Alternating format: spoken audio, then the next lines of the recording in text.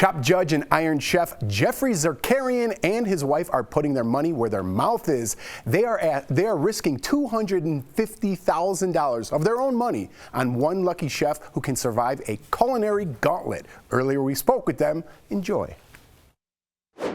Geoffrey and Margaret, we are so excited. Welcome to DBL. So, Geoffrey, we have to ask you this. When it comes to Chopped, which is like my family's favorite show ever, have you ever felt like maybe you were a little too tough? What are we supposed to do with these? Nibble. Nibble? I don't think so. I get a lot of cold-hearted jokes on the set. You know, that I'm the Tin Man. I don't have a heart. Yep. Oh, who didn't have a heart? Was it the Tin Man? Yeah. He needed oil. Yep, that's the guy. No, who didn't have a heart? The lion? I don't know. I think it was the Tin Anyway. Man. Oh, it was the Tin Man. lion. Okay. He It needed was the oil lion. and he needed a heart. The lion definitely- needed courage. The Tin Man needed a heart. Okay, we're Geoffrey back. had it. Geoffrey Okay, had I it. apologize. Continue. Well, what are you guys smoking out there in Denver?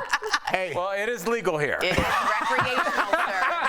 It's recreational, sir. we're not just. Just saying. I love the attitude today. Was I too hard? I mean, you have to be hard. I think. I don't think I was too hard. You know, we take a lot of criticism and we sort of dish it out. We're positive first, thing criticism next. But it's a very hard show, and you know, sometimes it sounds like we're being harsh.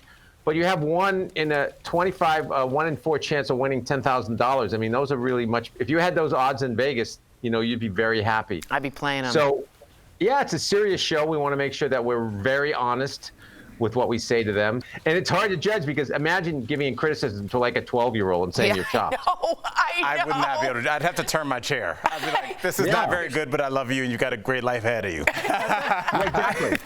Well, speaking of children, Geoffrey and Margaret, you guys are the proud parents of 3 kids. Congratulations. Yeah. It's a beautiful thing. Thank you.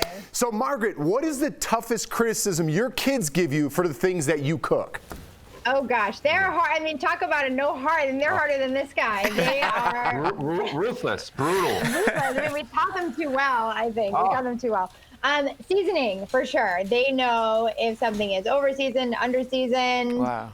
They call us out a lot. Both of us. My 12-year-old, a very short time ago, we're eating dinner and I made spinach. And she said to me like this, while she's eating spinach on her phone without breaking like a look or shush, Dad, this is not your best effort. That's hilarious. You are known for using chopsticks for everything on Chopped. So just answer this question for me. Why did you ditch the fork? Well, if you have a scratch back here, it's so much easier to get it with chopsticks than a fork. Come on, you know that. And it's just a swag move to just pull them ask out. me that question. I get that question all the time, and they think like it's because I don't want to eat a lot, or I'm like, it's not. It's because there are 4 ingredients in the basket, and they're insanely ridiculous, crazy ingredients. And first of all, you need to identify them. So when I'm picking around with a fork and I want to have just a bite of one of the ingredients individually, it's hard. Because they say it's rice, you can't like stab one piece of rice. Yeah. So I'm just trying to taste each one of the basket ingredients. I'm like, okay, check. They have the basket ingredients. How do they transform them? So that's another check. And then I go back. If you don't notice, I go back and then I put it all together and eat it as a bite. I'm Geoffrey with a J. You're Geoffrey with a G. Much more fancier. Do you do the chopstick thing when you're out at restaurants yourself, or is this just on the show? No, unless I'm at a restaurant that I'm at an Asian restaurant, which are all the time. Okay, but you bring your own? I eat with a fork. But you bring your own? I don't bring my own. He brings his own A fork. long, slim box with personalized No, that would be good though. If you want to get me that for a Christmas gift, I would take it. There's, I think at Tiffany's, No, Louis Vuitton Louis has it. Vuitton, they have a set of Yes, chopsticks they we have did them. on the show. Margaret? All you, boo. Stocking stuffer. All you, Now, boo. I have the good news. We get to your new show, Big Restaurant Yes. Bet. 250,000, 250 big ones of your money up for grabs. Now, what are each of you looking for in the winning chef? You're like, this chef deserves the money. What are y'all looking for? passion, grit, perseverance, determination.